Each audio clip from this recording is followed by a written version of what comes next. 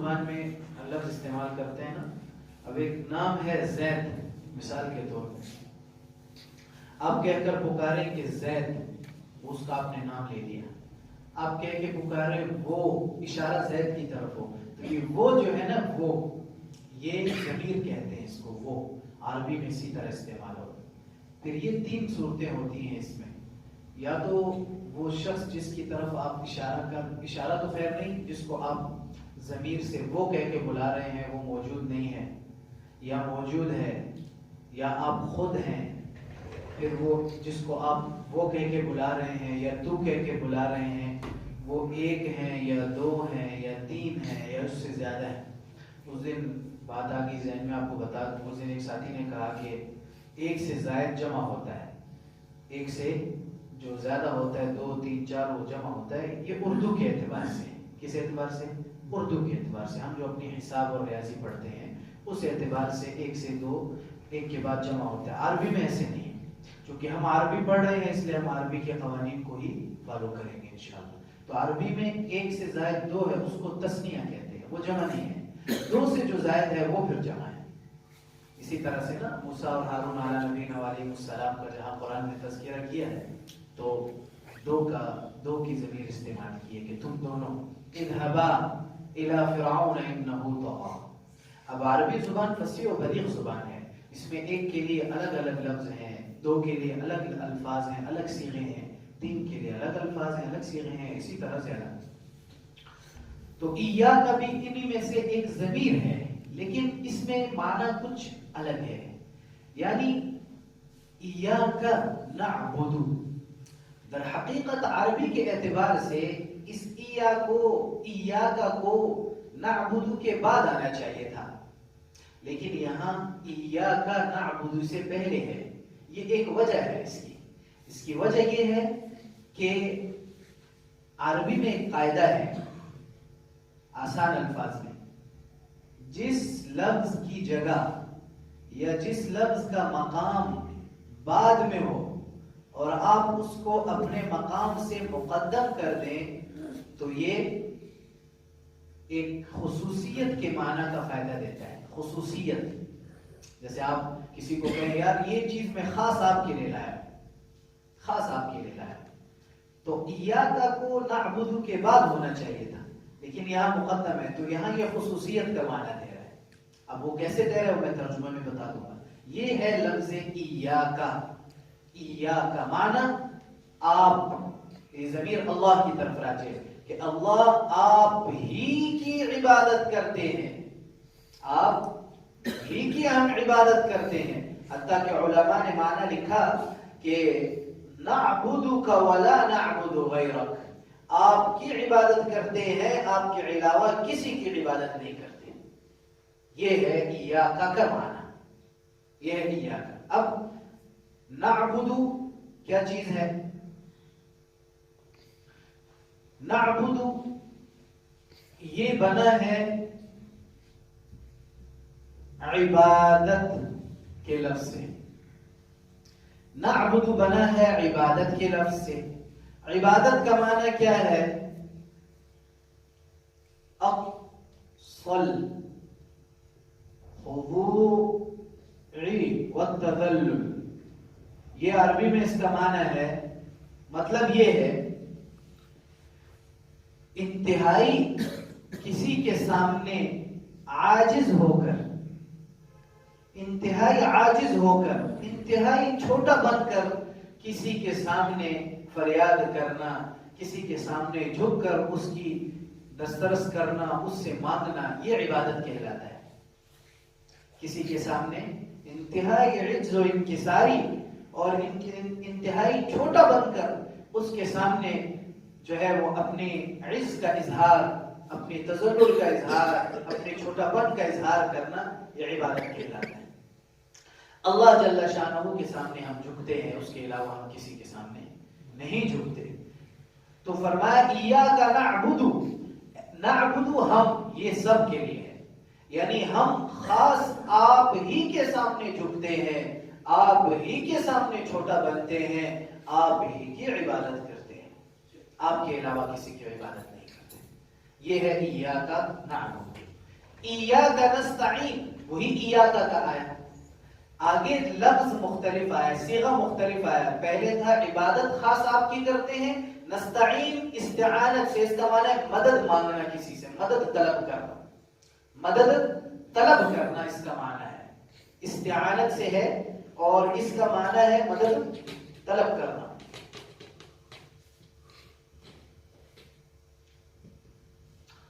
नस्तईन इस्तिआनत से, इस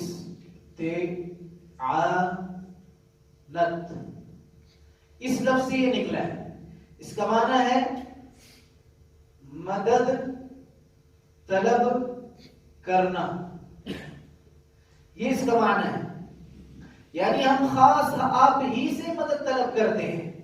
यहां भी जैसे नाअबुदु में इय्याका को मुकद्दम करके पहले रखकर हमें खुसूसियत का माना मिला, इसी तरह से इय्याका नस्तईन में भी इय्याका को नस्तईन से पहले रखकर हमें खुसूसियत का माना मिला।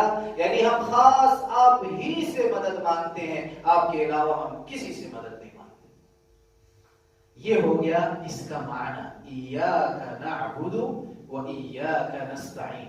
यानी ऐ अल्लाह, हम खास कर आप ही की इबादत करते हैं, आपके अलावा किसी की इबादत नहीं करते, आप ही से मदद मांगते हैं, आपके अलावा किसी से मदद नहीं मांगते। यह है माना। अब पिछले जुमलों से के साथ इसको जोड़े, अल्हम्दुलिल्लाहि रब्बिल आलमीन अर्रहमानिर रहीम मालिकि यौमिद्दीन। सिफात बयान हुई अल्लाह की, रहमान रहीम मालिकि यौमिद्दीन। कल की जैसे तफसीर बयान की, मालिक क्या है, यौमिद्दीन क्या है, रहमान क्या है, रहीम क्या है, कल बतलाया सारा।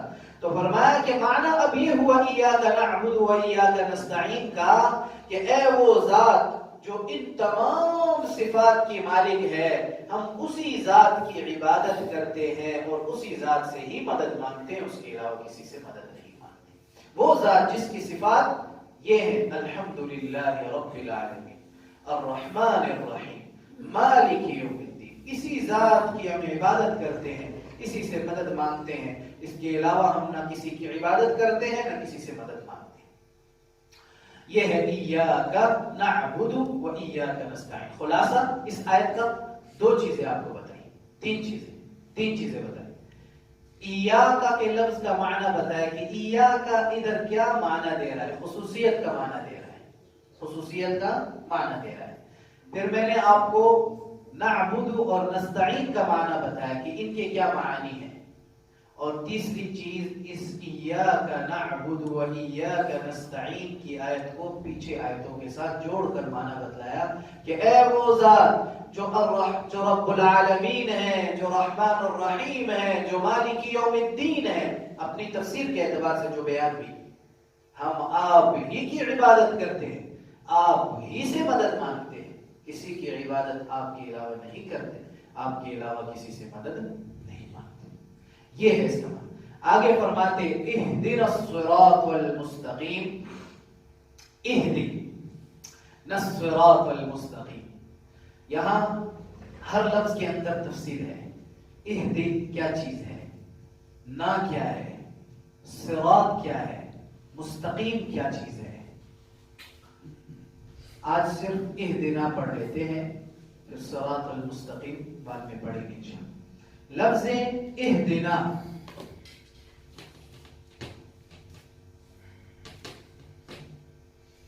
ये बना है अरबी में लफ्ज हिदायत से।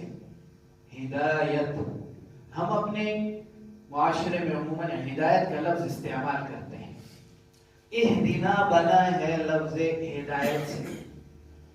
हिदायत का ये हो गई एक बात। दर्स में आप देख रहे हैं 2-3 दिन से मैं कोशिश करता हूं कि लफ्ज जो है उसकी हमें मानी भी पता हो अरबी के एतबार से, कि ये लफ्ज किससे बना है। बेशक ये याद ना रहे किससे बना है, लेकिन ये कम से कम याद हो कि इसका माना ये है। फिर आयत में क्या माना दे रहा है वो एक अलग बात है। तो कोशिश मैं ये करता हूं कि लफ्ज बता दूं, उसका माना भी, फिर उसके बाद उसकी तशरीह और तफसीर है। ये लफ्ज बना है अल हिदायत से, हिदायत के लफ्ज। हिदायत का माना क्या है? ہدایت کا معنی، ہدایت کہتے ہیں در حقیقت عربی لغت میں دلالت بلطف، یہ عربی میں اس کے معنی ہے، یعنی کسی کی رہنمائی کرنا پیار، محبت، نرمی کے ساتھ۔ ہدایت کس کو کہتے ہیں؟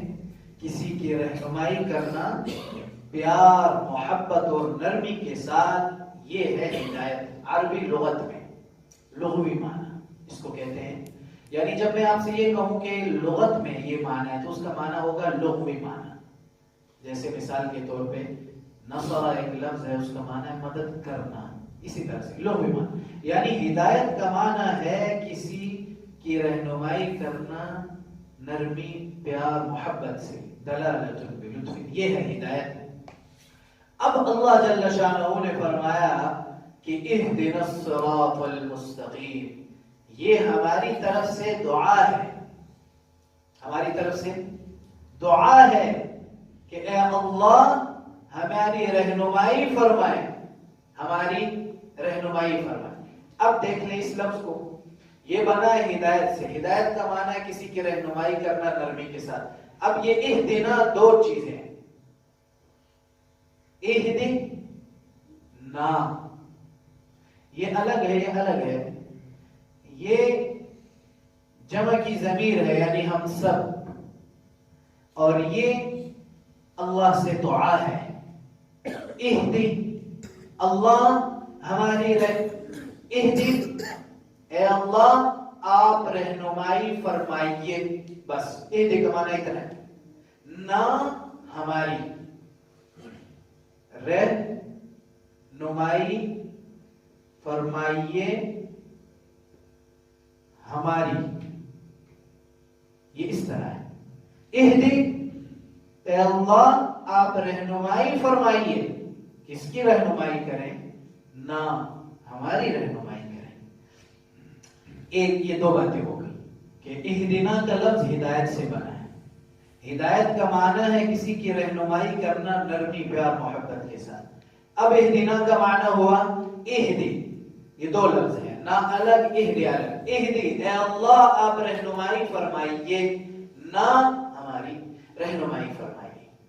اب تیسری بات اس میں یہ سمجھ لیں، یہ دعا کس کی طرف سے ہے؟ یہ تفسیر کی اہم بات ہے، اس کو ذرا توجہ سے سمجھ لیں، اہم بات ہے۔ در حقیقت یہ دعا مفسرین نے فرمایا سب سے پہلے اللہ کے رسول صلی اللہ علیہ وسلم کی طرف سے ہے، کیونکہ قرآن انہیں پر نازل ہوا ہے، تو پہلے دعا مانگنے والے وہی ہیں، اہدنا الصراط المستقیم، پہلے دعا مانگنے والے وہی، پھر ان کے توسط سے یہ دعا تمام مومنین کے لیے، جتنے مومنین مانتے ہیں یہ سب دعا مانگ رہے ہیں۔